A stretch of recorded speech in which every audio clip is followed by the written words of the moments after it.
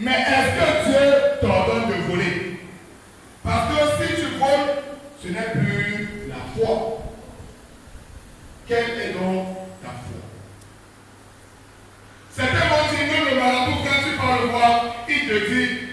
faut avoir foi en Dieu. Croire que c'est Dieu qui le fera. Est-ce que aller chez le marabout, c'est encore avoir la foi? Quelle est donc ta foi? Parce que la puissance que tu as, la force que tu as, dépend de ta foi. Dépend de ta foi.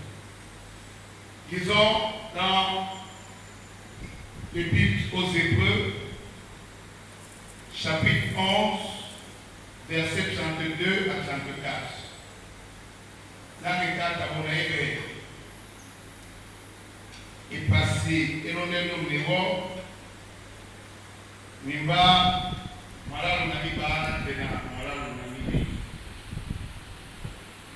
Hébreux 11, 32, 34. Nous sommes dans la même chose. Hébreux 11, 32, 34.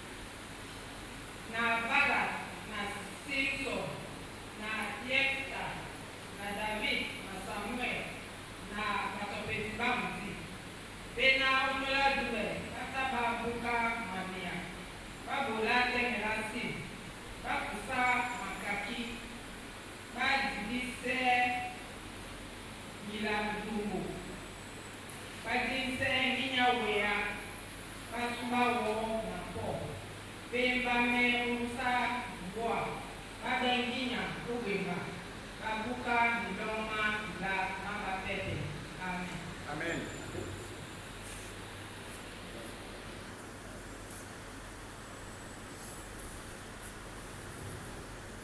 Hébreux, chapitre 11, versets 32 à 34. Et que dirais-je encore? Car le temps me manquerait pour parler de Gédéon, de Barak, de Samson, de Jephthé, de David, de Samuel et des prophètes, qui, par la foi, vainquirent des royaumes, exercèrent la justice, obtirent des promesses, fermèrent la gueule des lions, éteignirent la puissance du feu, échappèrent aux tranchants de l'épée, guérirent leur maladie, furent vaillants à la guerre, mirent en fuite des armées étrangères. Amen. Amen. Quelle est ta foi? Et comme le dit la parole, la foi vient de ce qu'on entend. La foi vient de ce qu'on vit. Moi, je souvent le dire, la foi vient des expériences. Parce que chaque expérience dans ta vie te permet de progresser dans la foi. Chaque épreuve dans la vie te permet de progresser dans la foi. Mais nombreux parmi nous, quelle épreuve arrive? C'est là où il commence à dire, Dieu là même, je ne crois pas qu'il existe. Quelqu'un m'a dit lundi, hier fois que je l'ai rencontré, il me dit, sans te mentir, moi, l'affaire de Dieu là vraiment, ça me fatigue. J'ai fait telle chose, je n'ai pas réussi. J'ai fait telle autre chose, je n'ai pas réussi. Et tu me dis que Dieu existe, que Dieu peut changer ma situation. Oui, Dieu le peut. Tous, nous avons des épreuves. Peut-être que nous ne les avons pas de la même façon, mais tous nous avons des épreuves. Et Dieu qui a dit qu'il ne tentera personne au-delà de ses moyens, à chaque épreuve, il te donne la solution. Amen. Mais il faut déjà croire et avoir la foi que ce Dieu est un Dieu de solution. C'est pour ça qu'il a dit dans Marc 16, verset 16. Voici les miracles qui accompagneront ceux qui auront cru. Si tu ne crois pas, est-ce que tu verras ces miracles? Même quand ces miracles vont s'opérer dans ta vie, est-ce que tu vas croire que c'est un miracle? là où tout commence. C'est là où tout commence. Et c'est ce qui fait la différence entre ceux qui viennent à l'église et ceux qui viennent rencontrer Dieu. Parce que celui qui vient rencontrer Dieu vient avec foi. Il vient avec conviction. Parce qu'il sait que celui qui vient rencontrer est tout pour lui. Mais celui qui vient à l'église dit, oh, on va faire la voix ici. Il n'y a pas de va venir à l'église. Oh, canal du Félix, non, la paix la marmite. Oh, voilà comment c'était venu à l'église. Mais ils ne viennent pas comme ceux qui vont rencontrer un autre aspect. Prenez l'exemple de Moïse. Quand Moïse allait sur le mont Sinaï, la première fois, pour lui c'était étrange. Parce qu'il avait un buisson avant et une voix s'est fait entendre. Et Dieu lui a parlé. Mais quand Moïse, chaque fois qu'il repartait, la parole de Dieu dit, il était transformé. Chaque fois qu'il partait rencontrer Dieu, il était transformé. Au point où Moïse priait, il était rempli de lumière. Au point où les gens arrivaient pour aller le regarder de face. Parce que quand tu regardais Moïse, la lumière qui sortait de lui était puissante. C'est ça la foi. Celui que je pars rencontrer. Chaque fois que je pars sur le mont, c'est celui qui changera ma vie. Et si tu entres ici ce matin, sache que celui que tu es venu rencontrer a déjà changé ta situation au nom de Jésus. Amen. Mais il faut avoir foi. C'est ça que dans le passage que nous avons lu, on nous a donné des exemples des gens qui ont eu la foi. Des modèles dans la foi. Et celui qui a écrit dit, le temps me manquerait comme de parler. Parce que si je veux parler des gens dans la foi, ils sont nombreux. De qui parlerai-je et qui resterai-je? Parce que chacun d'eux, sa vie a été une démonstration de puissance. Parce que chaque homme dans la foi, chacun qui croit en Dieu, sa vie est une vie de puissance. Et qu'est-ce que la foi? La foi est une ferme assurance des choses qu'on espère. Et une démonstration de celles qu'on ne voit pas. C'est que tu es là, tu sais pas que quelque chose existe, mais Dieu l'amène dans ta vie. Regardez Daniel dans la fosserie. Est-ce que Daniel pouvait croire qu'au milieu des lions, les lions affamés fermeront leur cœur devant lui, sans le déchirer, sans le manger, sans le dévorer? Si c'était nous, on allait douter jusqu'à supplier Darius que moi, pardon, je ne le ferai plus. Mais Daniel est resté dans la foi. Même si je vais mourir, je sais que j'ai un Dieu que je sais, qui est le Dieu de toute délivrance. Qu'est-ce que Darius a fait? Le matin, Darius s'est appelé Daniel. Oh Seigneur. Mais ça se n'a pas les livres de le roi l'a appelé Daniel. Sa voix était tremblante parce que pour lui, Daniel a été dévoré. Mais tu as un témoignage de Dieu dans le monde entier. Homme de foi, tu as un témoignage de Dieu dans le monde entier. Si ta vie ne témoigne pas Dieu, ça veut dire que tu n'as pas encore la foi. Parce que ta vie doit témoigner Dieu. Et il a bravo Daniel. Daniel, le Dieu que tu sais t'a dit sauvé de la main des lions. Et Daniel répondit d'une voix vive. Que notre Dieu soit loué. Que le roi soit loué. Parce que le Dieu que je sais, le Dieu que je sais, il m'a sauvé de la terre des lions.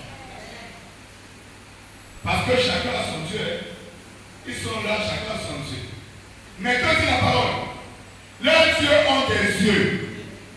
Ils ne font pas quoi? ne voient pas. Ils ont des bouches, mais ils ne font pas quoi? Ils ont des mains, mais ils ne font pas quoi? Leurs pieds marchent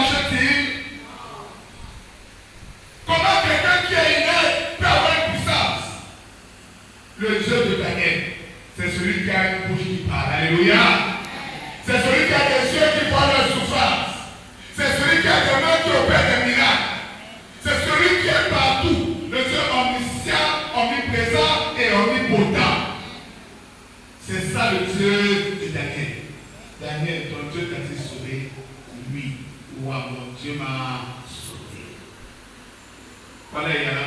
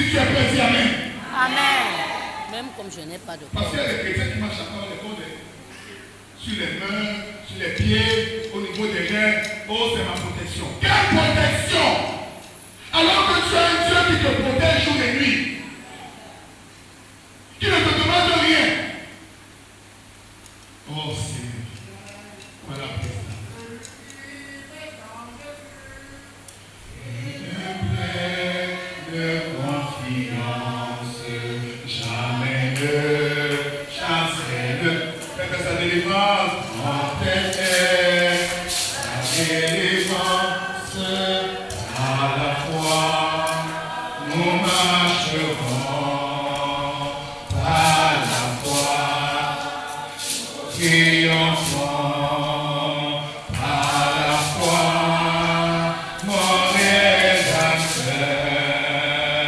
ne rendra plus vainqueur. Alléluia. Gédéon s'est levé et il a renversé l'autel de Baal. Lève-toi et renverse tout autel qui existait dans ta famille, qui n'était pas de Dieu au nom de Jésus. Spirituellement, pas autorité, parce que nous ne connaissons pas ces autels. Mais s'ils existent, nous prenons autorité et par la prière de la foi, ces autels seront détruits au nom de Jésus. Mais si ces autels persistent, vous allez dire, il y aura même là-bas. Ces enfants ne croient pas le mariage, parce que ces autels retiennent leur chance de mariage. Ils vont trouver l'emploi comment? Alors que dans ces hôtels, tout ce qui a été fait a été dit qu'ils ne travailleront jamais. Lève-toi et détruis ces hôtels. C'est normal qu'ils soient abolis. Parce que l'homme qui est parti dans l'hôtel de la tôle, détruis cet hôtel ce matin et tu deviendras une nouvelle créature au nom de Jésus. C'est là la différence entre venir à l'église et rencontrer Dieu. Parce que quand tu as rencontré Dieu comme Gédéon, tu détruis tout hôtel qu'il y a dans la cour de ton père. Tu es allé et tu dis, nous servons le vrai Dieu. Ce Dieu le miracle, ce Dieu le protège. Et c'est là où, quand Dieu a pris Gédéon dans sa foi, il dit, Gédéon, tu as été fidèle en de petites choses, je te confie les grandes. Il a confié une guerre à Gédéon. Gédéon avait une armée de 32 000 hommes. Et Dieu lui a dit, Gédéon, cette armée est nombreuse. Lève-toi. Dis que tous ceux qui ont peur ragent. Parce que dans la foi, il n'y a pas de peur. Si tu es encore peureux, c'est que tu n'es pas un homme de foi. Que tous ceux qui viennent de se marier et qui pensent que leurs femmes sont plus importantes, ragent. Et sur 30 000, 20 000 sont rentrés. 20 000. Donc aujourd'hui, on était nombreux. Certains sont partis. Et parmi ceux qui sont partis, ce sont ceux qui n'ont pas compris que le Dieu qu'on sert est un Dieu qui agit. 10 000 sont restés. Dans les 10 000, Dieu regarda encore le peuple. Et il dit, ils vont se glorifier, ils sont nombreux. Et il dit, Gédéon, amène-les boire. Ceux qui l'appeleront comme les chiens, tu les mets de l'autre côté. Ceux qui porteront pour boire de leur main, tu les mettras de l'autre côté. Parce que dans la foi, il y a le discernement. On ne parle pas avec n'importe qui. Et on ne parle pas n'importe comment. Parce que si tu veux partir, tu dois discerner avec qui partir et comment partir. Mais nous, on embrasse tout le monde. On n'embrasse pas tout le monde. C'est ça que quand tu as la foi, tu vas embrasser quelqu'un. Il sait que celui-ci, si tu l'embrasses, le feu va vous poursuivre. Il prend la pousse. Et c'est là où tu expliques que je suis seul comment. Comment ne seras-tu pas seul? Parce que vous n'avez pas les mêmes principes. Vous n'avez pas la même vision. Vous n'avez pas les mêmes horizons. Tu es appelé à être seul. Sur 10 000, 7 000 sont encore rangés. Il est resté combien? 3 000.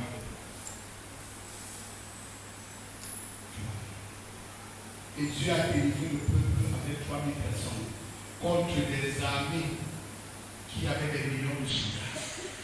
Pour te dire que dans la foi, ne regarde pas le nombre, mais regarde Dieu face à toi. Et ce Dieu qui a délivré Gédéon et le peuple d'Israël va aussi te délivrer au nom de Jésus. C'est ça qu'on a cité Gédéon. Barak, qui est Barak. Barak était un chef militaire. J'ai dit, on n'était pas un chef militaire. Mais Barak, lui, était un chef militaire. Israël était assiégé. C'était au temps de la prophétesse Déborah. Parce que quand tu es un homme de foi, tu respectes tout le monde. C'était certain que le dit, mais une femme me parle jusqu'à j'obéis. Parce que c'est Déborah qui dit à Barak, Barak, n'aie pas peur. Lève-toi parce que Dieu a livré Canaan entre tes mains. C'était entre nous, on devait dire ça. Depuis quand une femme ne peut plus parler jusqu'à chez vous? Est-ce que la femme a droit de parler quand un homme est là? Mais Barak a obéi. Parce que ce n'était pas la voix d'une femme, c'était la voix de Dieu. Mais je parle à travers les femmes intelligentes et sages. Parce que ce n'est pas toute femme qui doit parler à un homme. La folle va te parler, va te mettre dans l'erreur. Mais quand tu es un homme qui est dans la foi, Dieu est loin de voir les folles au nom de Jésus. Alors Barak est parti combattre. Et Barak a réussi à conquérir Canaan.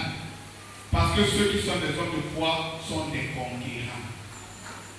Si tu ne fais pas les conquêtes, c'est que tu n'es pas encore un homme de foi. Barak, il est parti, il a réussi à vaincre Canaan. Et il a fait de Canaan une terre d'Israël. Toi aussi, tu as des missions. Et des missions que tu dois mener dans la foi. Samson, oh Seigneur, l'homme le plus fort du monde. Parce que quand on veut parler des hommes forts, le premier homme, c'est qui? Ouais. Quand on veut parler des hommes forts, le premier homme, c'est qui? Samson.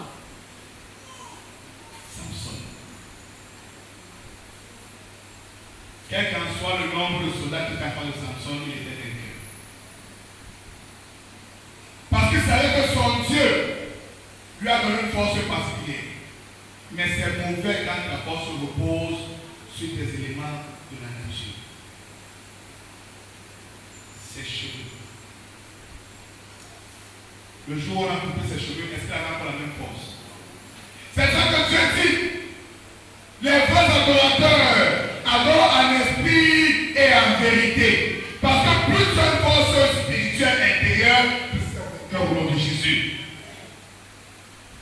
Satan cherche toujours à enlever notre force.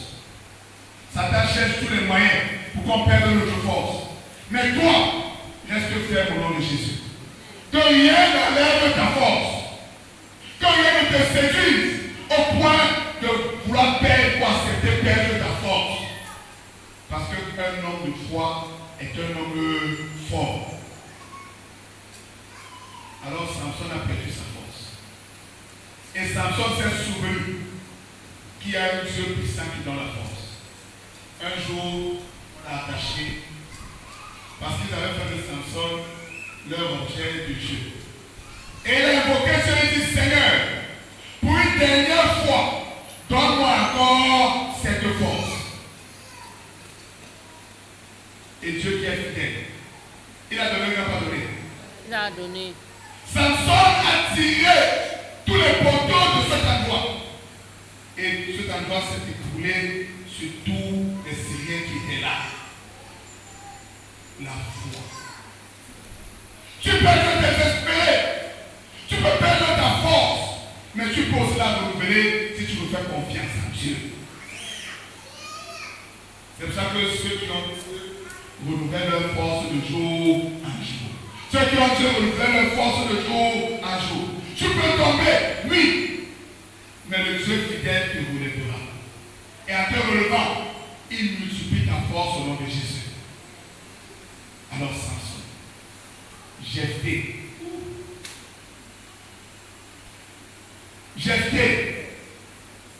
c'était le rejeté. Quand tu es dans la foi, il faut accepter le rejet.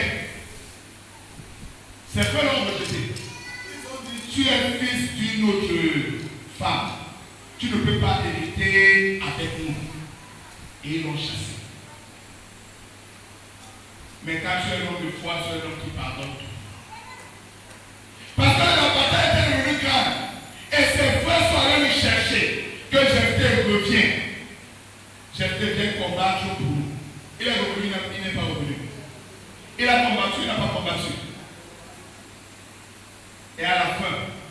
Jephthé est devenu le chef de leur tribu. Parce que quand tu es un homme de foi, après le rejet, c'est la gloire. Après le rejet, et personne ne pourra arrêter cette gloire. Parce que ne vient pas d'un homme, elle vient de Dieu. Amen. C'est pour ça que n'ayez pas peur du rejet. Ceux qui vous ont rejeté hier seront ceux qui viendront vous chercher au nom de Jésus. Que je vous bénisse. Si hier tu étais rejeté, n'oublie pas que tu es rejeté.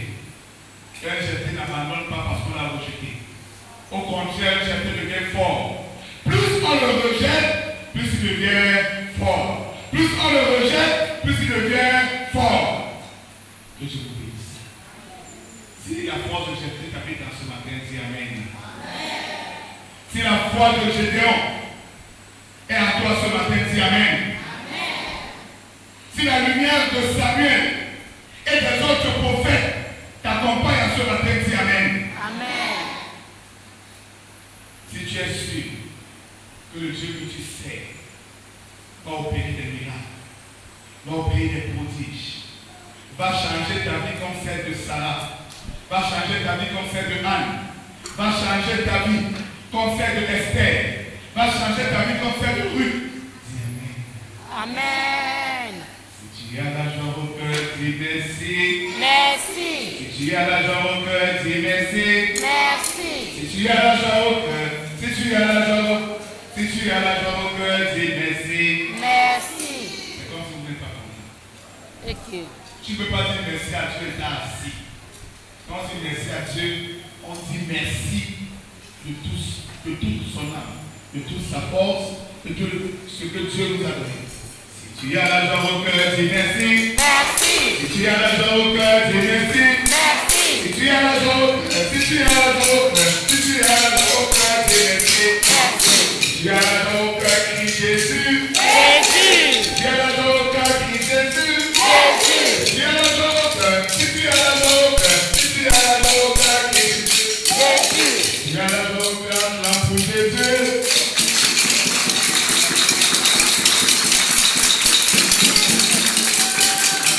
Pourquoi vous attendez comme vous êtes en train de faire? Ils sont parlés. Acclamez vraiment le Seigneur.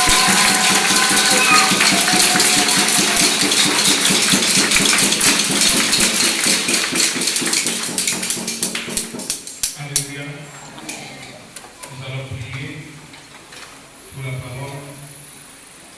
Christine Pézard va prier pour la parole que nous avons entendue ce matin.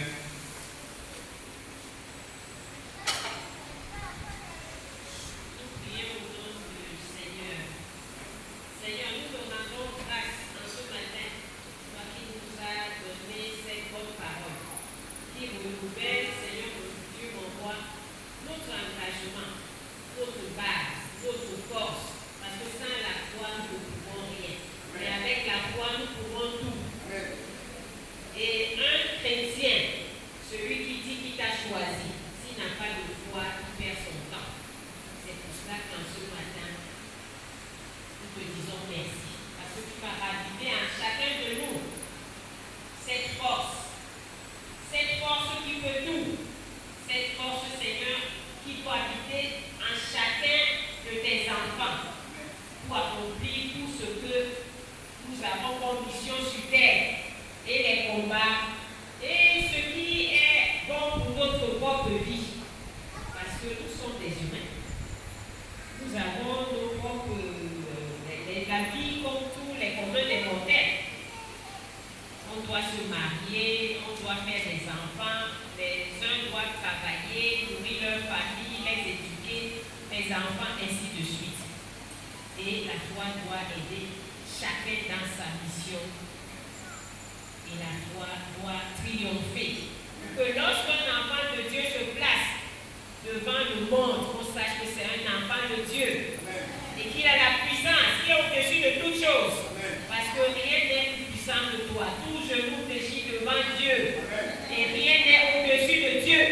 C'est pour cela que Seigneur, mon Dieu, mon roi, on va arracher tous ces petits dieux, parce que je les appelle les petits dieux, qui sont dans nos mains. maisons, qui sont dans nos familles, qui sont dans notre pays, et qui triomphent, Seigneur mon Dieu, mon roi, devant, Seigneur, ton peuple qui s'est affaibli et qui se voit, qui ne sait pas qui, parce qu'un chrétien n'est pas un simple être humain. Nous sommes des personnes extraordinaires. Et quand tu es une personne extraordinaire, tu ne dois plus te comporter comme le commun des mortels. Tu es au-dessus de tout le monde.